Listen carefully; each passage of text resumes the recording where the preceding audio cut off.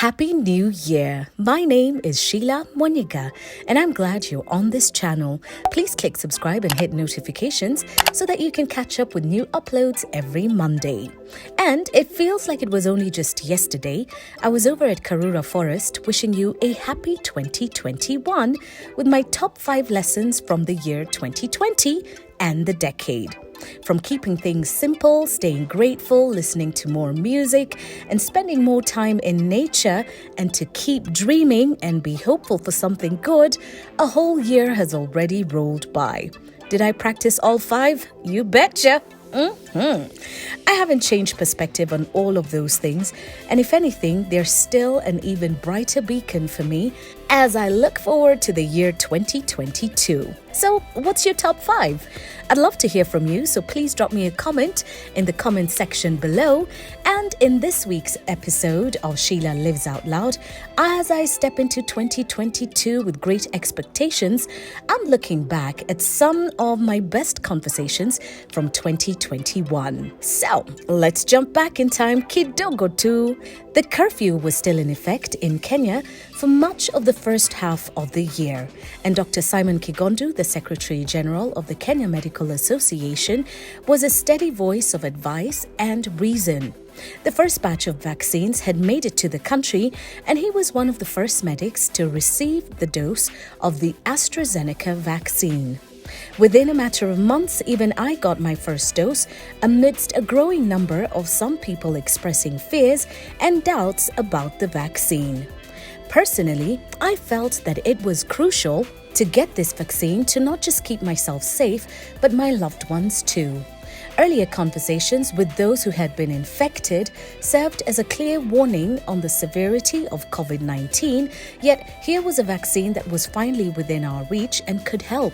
I didn't have to be persuaded to go for the first dose or the second one either. Aside from a painful arm where I was jabbed, I didn't suffer too much from getting the vaccine. Dr. Simon was at hand on several episodes throughout this year, and we talked about everything from vaccines and pregnancy, the case of COVID orphans, the Delta variant, and shortly thereafter, the Omicron variant. He also offered a medic's perspective once the lockdown or curfew was lifted and what that would mean for all of us. Vaccination does not stop COVID, does not stop you from getting COVID infection. In March, a year on from one of the most shocking years in history, who'd have ever imagined the world would shut down and we'd all stay in? Never in my wildest dreams, and I'm sure neither in yours.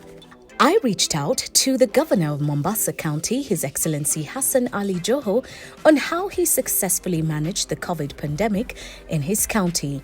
It had been more than a year since I'd travelled, but it was wonderful to be at the coastal town and to learn more about the governor's response to the pandemic. Together with his team, they implemented wide-ranging measures from sanitization to treatment facilities and also social welfare. Shortly after that, we kicked off season 9 on this channel, and the season was largely shot in Diani, courtesy of the Diani Sea Lodge.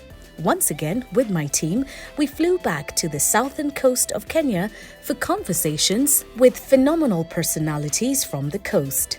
Koki Rading, the founder of Brides and Beyond Nyali and Waridi Fashions, spoke about surviving COVID-19 and why you have to be a lot extra to stand out in life. Leila Wale was a study on moving on no matter what the setbacks have been, while Laura J, professional makeup artist and trainer, spoke about setting up shop and surviving the pandemic. I know, Miss Powder. That's where my radio career began because I sang on the commercial. She's Miss La La La La La. Yes, I know. It's a story for another day. Wow. In this season, I finally was able to share elite athlete Douglas Wakihuri's story. We've been planning on it because for a long time now, he's been one of my trainers in long distance running. From receiving a decoration conferred by His Majesty, the Emperor of Japan, to being recognized with the national recognition in Kenya, this Olympian and marathon champion will always be an inspiration. I think we are blessed in our own small way. Yeah. But the bigger blessing comes when the country appreciates its legends. This season, I also got to travel to Rukinga in the Kasigao corridor. Being back in Taita Taveta was especially meaningful to me because this is where my father was from. I had already begun a partnership with Wildlife Works to create awareness on conscious consumerism and how a project based right here in Kenya is working to mitigate the effects of climate change by protecting existing forests in the areas spanning the Tsavo East and Tsavo West. Through forest protection, Wildlife Works also creates jobs for the communities that live next to these parks. These jobs created by Wildlife Works provide gainful income generating opportunities for men, women, and also the disabled. By just being more mindful of where you choose to spend your money, you could actually be changing the life of a fellow Kenyan. And not only that, you could also be conserving the environment too. How about that? Fashion that looks good but does good too. All possible with Wildlife Works. I'm always inspired by people who've made that step to try something different, and Daniel Nyairo is one such person. He may have had a humble start in life, but working as a watchman didn't keep him from becoming a top-rated online copywriter. He was living proof and still remains living proof that you're never too late to learn a new skill, and it's perfectly okay to want more for your life. But you can decide, okay, let me take one step at a time towards the right direction.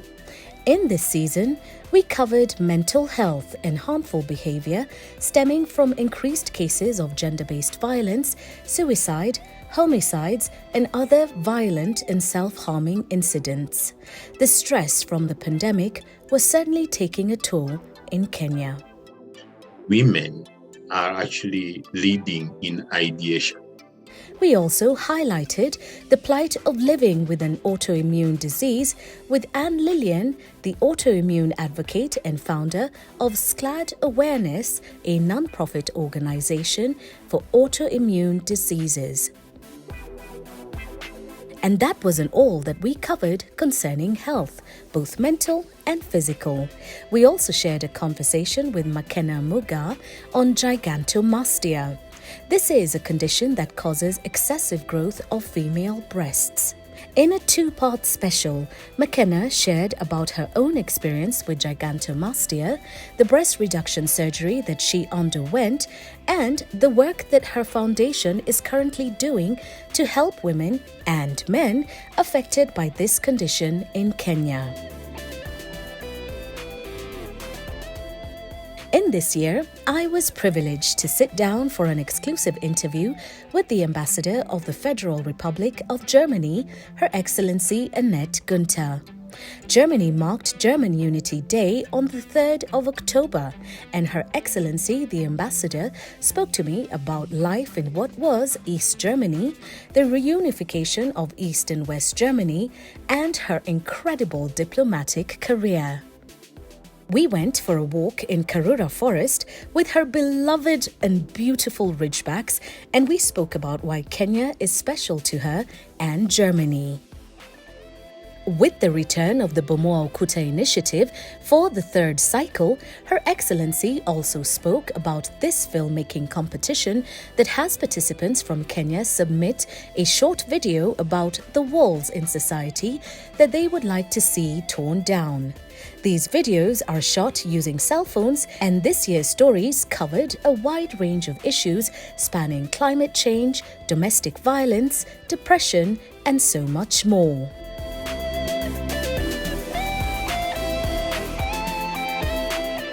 Top finalists were invited to a masterclass held by the German Embassy Nairobi with professional panelists who shared their insights, tips and tricks on how best to shoot, edit and choose music for their works.